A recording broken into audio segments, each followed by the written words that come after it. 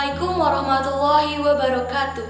Perkenalkan, nama saya Hilda Hafiza dari Poltekkes Kemenkes Jambi, jurusan D3 Farmasi tingkat 1B. Baiklah, di sini saya akan menjelaskan mengenai penyakit tumor. Penjelasan penyakit tumor, gejala dan penyebab, cara mengobati, dan penjelasan lainnya. Tumor adalah benjolan yang muncul akibat sel-sel tubuh tumbuh secara berlebihan.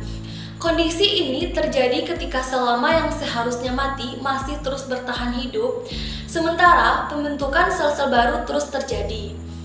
Tumor selama ini dianggap sebagai penyakit yang mematikan bagi mayoritas orang. Namun, anggapan tersebut tidak sepenuhnya benar.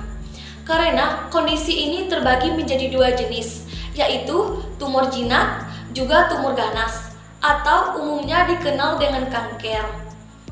Tumor jinak tidak akan menyebar atau menyerang bagian tubuh yang lain karena hanya akan tumbuh di satu bagian tubuh saja. Jika dibandingkan dengan tumor jinak, tumor yang bersifat ganas bisa menyerang jaringan di sekitarnya, masuk ke pembuluh darah dan juga menyebar ke bagian tubuh yang lain.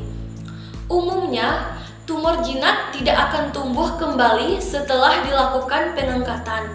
Sedangkan tumor ganas memiliki kecenderungan untuk tumbuh kembali meskipun sudah diangkat.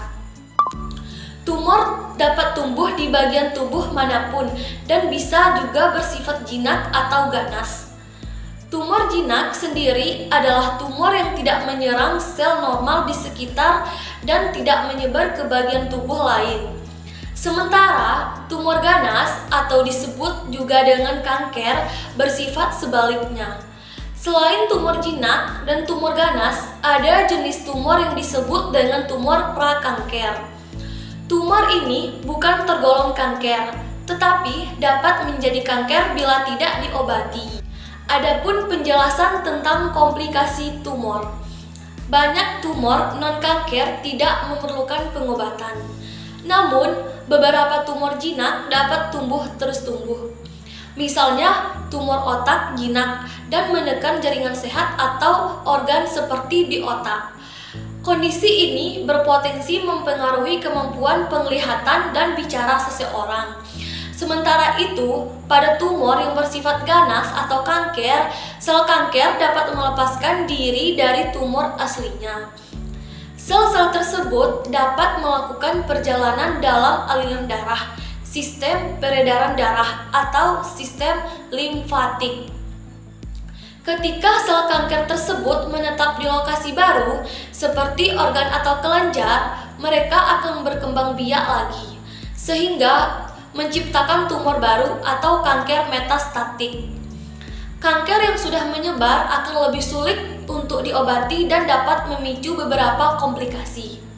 Misalnya seperti penurunan berat badan yang signifikan tanpa sebab yang jelas, sehingga perubahan senyawa kimia pada tubuh. Adapun pencegahan tumor yang bersifat jinak dapat berkembang menjadi ganas atau kanker.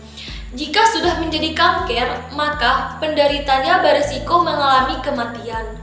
Oleh sebab itu, resiko timbulnya kanker harus dikurangi, antara lain dengan gerakan cerdik, yang merupakan singkatan dari C. Cek kesehatan secara berkala, E. Enyahkan asap rokok, R. Rajinkan aktivitas fisik, D. Diet sehat dan kalori seimbang, I. Istirahat yang cukup, K. Kelola stres. Selain gerakan cerdik, beberapa jenis kanker juga dapat dicegah melalui vaksinasi. Kanker yang dimaksud adalah kanker hati, yang dapat dicegah dengan vaksin hepatitis B, dan kanker serviks yang dapat dicegah dengan vaksin human papillomavirus atau HPV. Kapan harus kita ke dokter? Jika merasakan salah satu atau beberapa gejala dari tumor, segeralah memeriksa diri ke dokter, sebab penanganan yang tepat dan cepat dapat meminimalisir komplikasi yang mungkin terjadi.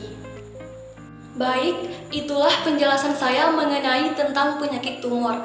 Apabila terdapat kesalahan, saya mohon maaf. Sekian dan terima kasih. Wassalamualaikum warahmatullahi wabarakatuh. Bye-bye. berikutnya.